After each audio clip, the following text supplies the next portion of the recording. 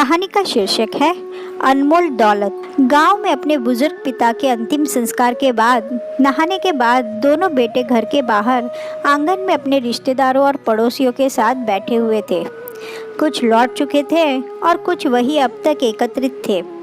इतने में बड़े बेटे की पत्नी आई और उसने अपने पति के कान में कुछ कहा।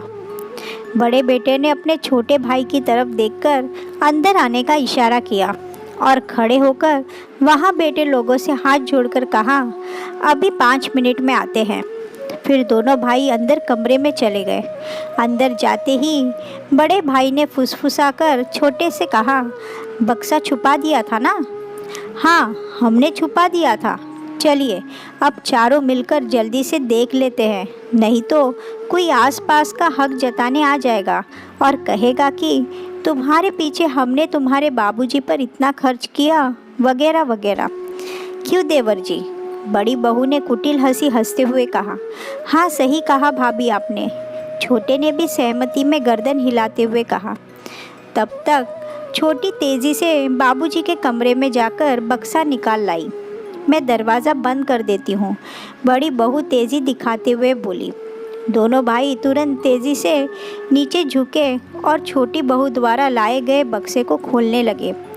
अरे पहले चाबी तो वो, ऐसे थोड़े ना खुलेगा। मैंने आते ही ताला लगाकर चाबी छुपा ली थी। बड़ी बहू ने अपने पल्लू में एक छोर पर बंधी हुई चाबी निकाली और अपने पति को पकड़ा दी। बड़े भाई ने जैसे ही बक्सा खोला तो वहाँ मौजूद चारों ने बक्से में झांकते हुए उसमें छुपी हुई दौलत गहने देखने की उत्सुकता दिखाई। बक्से में बड़े और छोटे की पुरानी तस्वीरें, कुछ बर्तन, कुछ उन्हीं दोनों के छोटे छोटे कपड़े सहेज कर रखे हुए थे। चारों को विश्वास नहीं हो रहा था कि कोई ये सब भी भला सहेज कर रखता है। उन्हें उम्मीद थी बाबूजी यहाँ गांव में उनकी स्वर्गीय सासू माँ के गहने, रुपए आदि संभाल कर रखे हैं, लेकिन यहाँ तो चारों के चेहरे निराशा से भरे हुए थे कि तभी बड़े भाई ने कहा, मुझे तो पूरा विश्वास था कि बाबूजी ने कभी अपनी दवाओं तक के रुपए नहीं लिए, तो उनकी बचत के रुपए और माँ के गहने इसी बक्से में रखे होंगे, लेकिन इसमें तो। तभी छोटे भाई की नज़र बक्से के कोने में कपड़ों के बीच में एक कपड़े की थैली पर गई। उसमें तुरंत आगे बढ़कर उस थैली को बाहर निकाला। ये देखकर सबकी नज़रों में अचानक चमक आ गई। सभी ने लालची नज़रों से उस थैली को टटोला। उसमें कुछ रुपए थे और साथ में एक कागज़ जिस पर कुछ लिखा हुआ था। छोटे भाई ने रुपए गिने तो लगभग 20,000 रुपये थे, बस और कुछ नहीं है।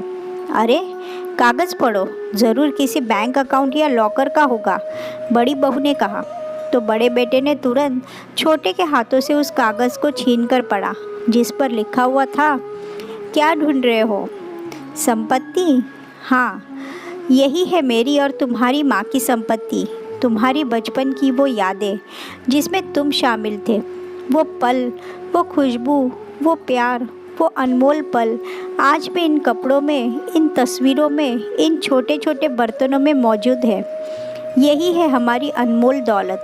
तुम तो हमें यहाँ अकेले छोड़कर चले गए अपने भविष्य के लिए, मगर हम यहाँ तुम्हारी यादों के सहारे ही, तुम्हारी माँ तुम्हें देखने को तरसते हुए, और शायद मैं भी अब तक तुमसे कोई पैसा नहीं लिया, अपनी पेंशन से ही, मगर तुम लोगों को हमेशा इस बक्से में अनमोल दौलत है जानबूझकर सुनाता रहा।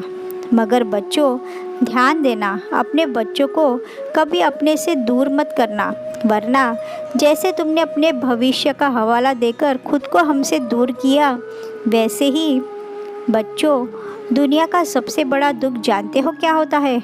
अपनों के होते हुए भी किसी अपने का पास नहीं होना। जीवन में उस समय कोई दौलत, गहने, संपत्ति काम नहीं आते। बच्चों, मैं मरने के बाद भी तुम पे बोझ नहीं बनना चाहता, इसलिए ये पैसे मेरे अंतिम संस्कार का खर्च है। पूरा कागज़ पढ़ते ही बड़े बेटे के साथ साथ छोटा बेटा भी फूट फूट कर रो पड़ा।